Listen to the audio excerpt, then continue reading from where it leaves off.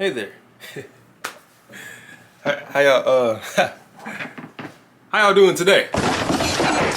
Hey, listen. My bad for the little delay, right? You know, I've been out for 2 weeks. What I called a little cold. Yeah, that was definitely not a little cold.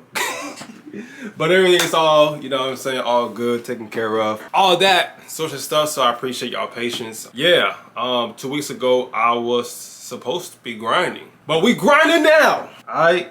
So again, sorry for the delay, sorry for the wait.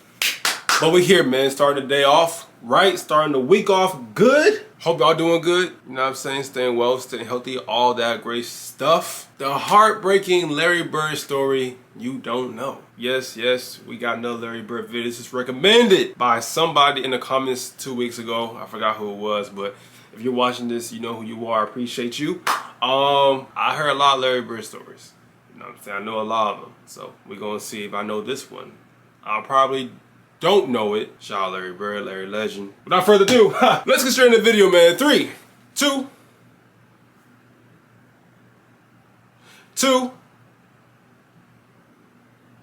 1.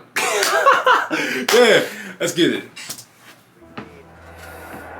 A fantasy game, a dream game. We've seen the league Boston Celtics against the Bullets, known as Washington Wizards today. Crowd is standing up. It goes now to Bird. Bird goes up top. A 3-point field goal to Bird. 4 seconds left. He hits it. And it's all tied up again. All right, Haynes is going to put the ball into play. And they win the ball. Moments like these were commonplace at the TD Garden over the course of Larry Bird's illustrious NBA career. Larry Bird, a man once revered as a god, for on the basketball court, it seemed that he was. Whether it be his penchant to humiliate opponents with his otherworldly creativity with the ball in his hands, or with his unrelenting trash talk, tales of Bird's heroics and sacrifice are that of legend in the basketball universe. However, while stories of the feats that Larry Bird accomplished on the hardwood continue to echo and reverberate throughout history, what about tales of how Larry Bird became Larry Bird? How a boy from French Lick, Indiana transformed into the man who many across the world came to love so dearly. Ladies and gentlemen, that is what we're going to be taking a look at today. The origin of Larry Bird and the man who created him. Let's see, man. Let's see if we know this or not. Shout out to SeatGeek for sponsoring this video. Or if I know this, SeatGeek, y'all probably do. The world's best way to purchase tickets to NBA games or any other live events, with a host of features, including being able to see a view from a seat before buying a ticket, a rating system for prices. I was gonna skip it, but I'm gonna let y'all, you know what I'm saying? I'm gonna let you, also hey, getting man. $20 off your first order by using the promo code SDC at checkout. The app really is a must-have for anyone who attends or plans to attend live events. Once again, thank you to SeatGeek for sponsoring this video, and I'll have the link so you can download the app down in the description box below. You know, SeatGeek, if you could sponsor me, man, I could really appreciate it. All right, okay. Ideal circumstances. As for the most part, their early lives are filled with turmoil and grief caused by the effects of crippling poverty. Exposure to such an environment at an early age oftentimes being the catalyst that fuels their desire, their need for greatness. Born into a situation that affords them with very little to lose, they're able to bet it all, swing for the fences and pray that their determination and efforts will someday pay off and provide both themselves and their families with a lifestyle that goes well beyond anything they would have previously been able to comprehend. Especially in today's world, where being elite in between the four lines found in the hardwood result in riches that most couldn't fathom even in the wildest of dreams. That, though, wasn't necessarily the case for Larry Bird. Now, don't get me wrong, his upbringing was far from anything that would be considered ideal, but what was different about Bird was that his passion for the game of basketball didn't come from the thought of the riches that would come his way as a result. Since back in the days of Bird's youth, being a professional basketball player was more or less a side hustle as opposed to a lucrative career, and the NBA as a whole at the time didn't seem like it was destined to be around much longer. With the Jerry West, Wilt Chamberlains, and Bill Russells of the world all retired, The league was now faced with the problem of not having adequate enough star power to overshadow the infestation of players addicted to various illegal substances. So with all of that in mind, the question of what in the world drove Larry Bird to become the legendary player that we all know him as today becomes that much more intriguing as a result. And to find the answer to that question, you need not look any further than the people responsible for bringing him into the world in the first place, Joe and Georgia Bird. Growing up wasn't always easy for me. My family didn't have much, so we appreciated anything we had.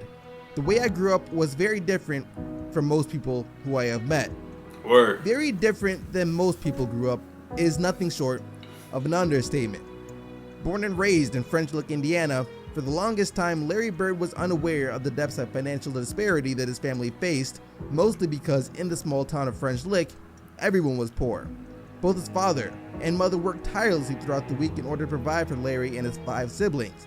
His mother as a waitress at 2 different restaurants, while his father constantly switched from working one factory job to another.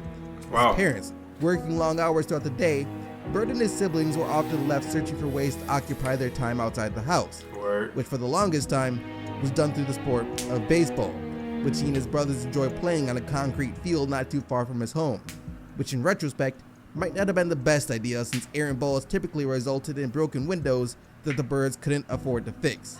It was during these tough times, however, that Bird learned some very important life lessons that he would carry with him throughout his playing career, of which none were more important to Bird than the concept of working hard for a day's pay no matter what the circumstances, a lesson Bird would learn from his father. See, even though Joe Bird switched jobs on a regular basis, he seemed to always take pride in whatever work it was he was doing at the time. Respect. When you're doing something, make sure you see it to the end. Put the finishing touches on it, then you can have something to be proud of. That's facts. In essence, that is what Joe Bird told his son Larry that instilled the belief in Larry that no matter what happens throughout the course of a season, awards, accolades, milestones, it was all meaningless unless he and the Boston Celtics finished the year by winning a championship. After all, how could someone as competitive and driven as Bird ever take pride in losing?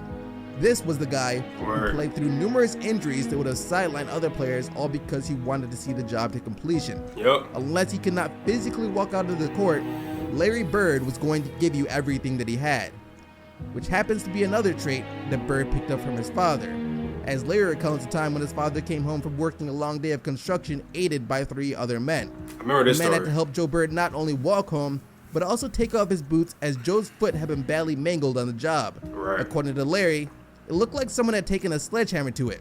Despite that though, Larry said his father Joe never complained a single time, but instead merely propped his foot up, grabbed a couple of beers, and when morning came, laced up his boots as tight as he could, and went back to work. See, Joe Bird realized that missing even a single day of work Respect. would result in his family being unable to eat that day. With his wife working 2 jobs in order to make ends meet, how could he stay home from work just because of a jacked up foot? The man had his Right. pride after all, and he was willing to do whatever he felt was necessary in order to provide for his family. Despite his efforts though, Joe Bird was barely able to make ends meet. Most of the time after the Birds paid the bills and brought groceries for the week, they'd be lucky to have $20 left over. And even the groceries that they bought Wow. never seemed to last past the 4th day of the week. After that, the Bird siblings were forced to survive off eating sliced bread along with whatever leftover condiments they could find until their father got paid again. Eventually, the financial bind that had ensnared the Birds took a toll on their family, mainly Joe and Georgia Bird.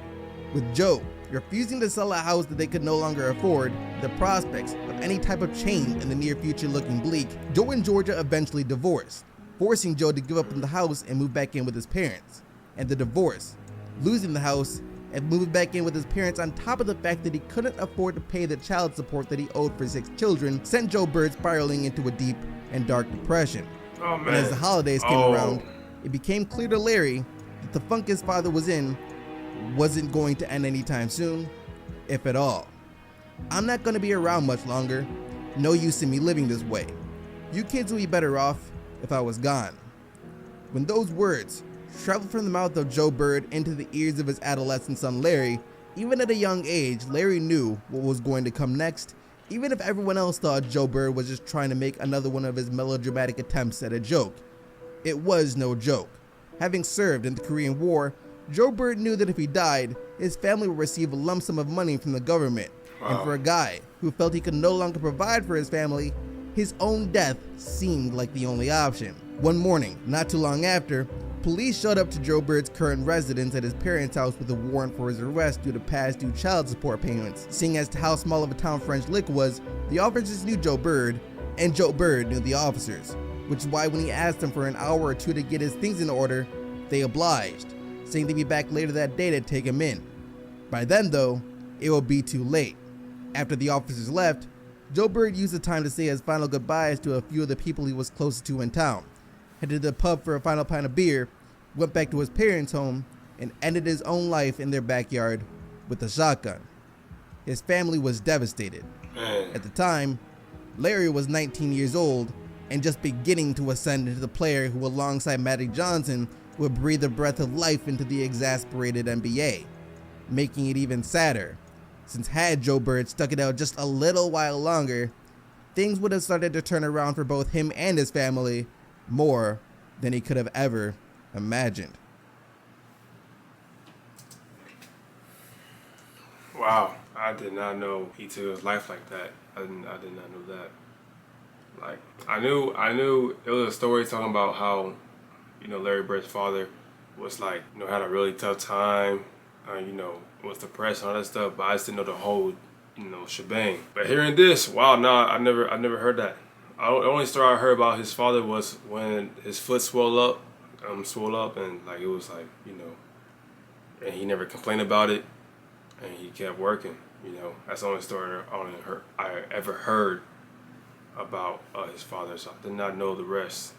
That type of stuff can like really like traumatize kids, to where it kind of puts them at a stuck point in their lives to where they don't really do nothing for the rest of their lives. So a good thing that Larry Bird, proceeded to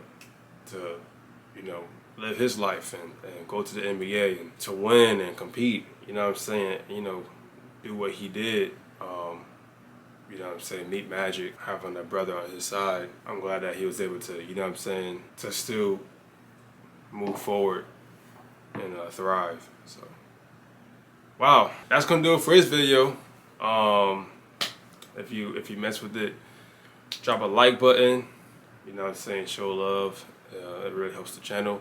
And if you want to, you don't have to. But if you knew, you don't have to. But if you knew, man, I appreciate you. Hit the sub button too, man. So you don't miss videos like this. You don't want to miss none of that. Hit that sub button. Don't hurt. It's for free. No taxes, no fees, no nothing.